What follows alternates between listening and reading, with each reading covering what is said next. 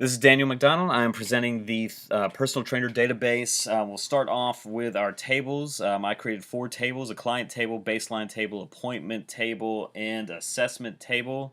On our appointment table, I did create a 2-part primary key, which included the client ID and the date ID. Each of the other tables had their own unique identifier, which is just a 3-digit number that I created. Let's look how those came out in our Access database.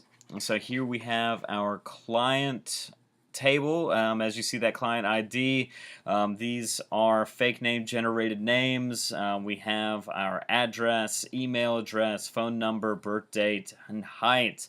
Next we had our baseline. I initially put this into the client, but then broke it out as we got into some of our queries. Added a baseline ID to that. Of course, I put in the date that those first occurred. I used that to time out my assessments by 2-week increments.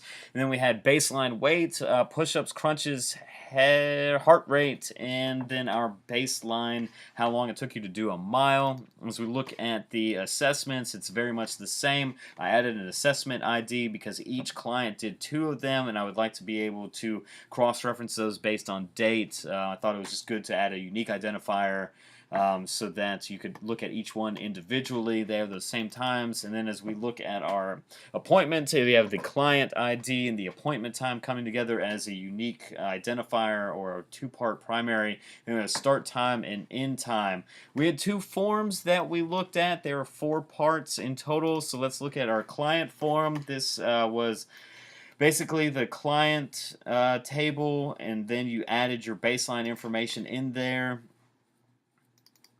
There's the baseline information. The next one was a client in appointment form, so it's that same client table, then with just the appointments that you would have. Here's the client subform information and table form. We had 5 different queries that we went through. The first one that we wanted to look at was those clients who are over 60. This is the results of that. I only had 1 person. This is how we did it. It was one simple calculation, which is the current year minus the year of the birthday, and then criteria of those over 60. We had our top 5 percenters. As I only had 10 different people, we only have 1 different person in there. 51 push-ups on their baseline.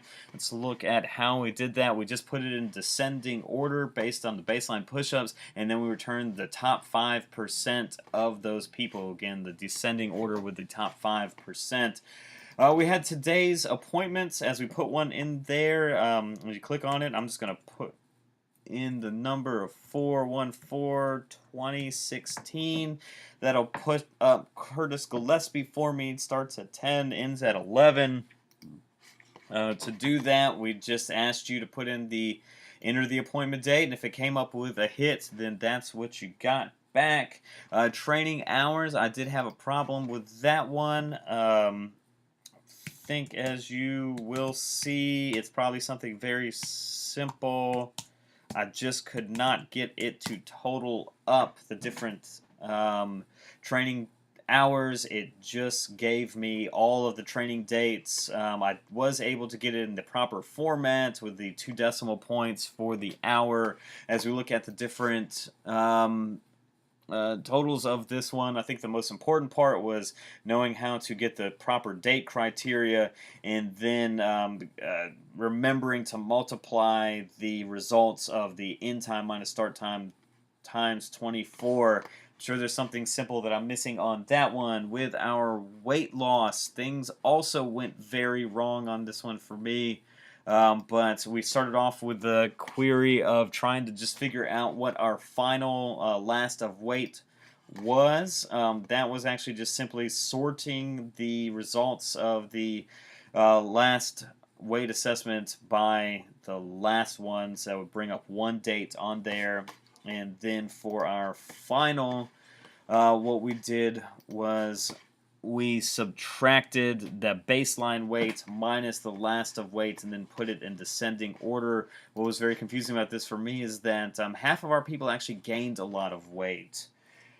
And so as we go next, we got a query for our report. So we have our assessment summary query, which is just taking the first name, last name, address, email address, date, time, weight, push-ups, crunches, heart rates, and 1 mile for all of their bi-monthly assessments.